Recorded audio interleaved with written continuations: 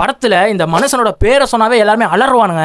இன்னைக்கு ரீவாச்சிங் the master பீஸ்ல நான் பார்த்த படம் ஜான் விக்.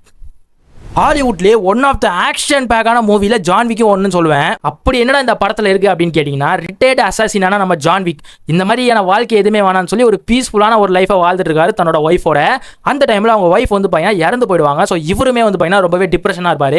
அந்த டைமில் ஒரு நாள் நைட்டு ஒரு சில தப்பான கும்பல் வந்து இவங்க வீட்டுக்கு வந்து ஒரு சில தப்பான வேலைகளாக பார்த்துட்டு அவங்க லைஃபே வந்து பார்த்தீங்கன்னா தப்பாக மாறிடும். ஆக்சுவலாக என்ன ஆகும் அப்படின்னா, நம்ம ஜான் விக்கோட ஒய்ஃப் இருக்காங்களா, அவங்க இறந்து போகிறதுக்கு முன்னாடி நம்ம ஜான் விக்கு ஒரு பப்பி ஒன்று கொடுப்பாங்க. அந்த பப்பியை ஒரு சில லோக்கல் கேங்ஸ்டர்லாம் சேர்ந்து என்ன பண்ணுவாங்கன்னா, நம்ம ஜான் வீட்டுக்குள்ள வந்து அவரை அடிச்சு போட்டு அந்த பப்பியை வந்து பார்த்தீங்கன்னா கொன்னுடுவானுங்க. ஸோ அதுக்கப்புறம் வந்து அம்பியா இருந்த நம்ம ஜான் விக் அன்னியனா மாறின கதை தான் இந்த ஜான் விக்ன்ற ஒரு படம்.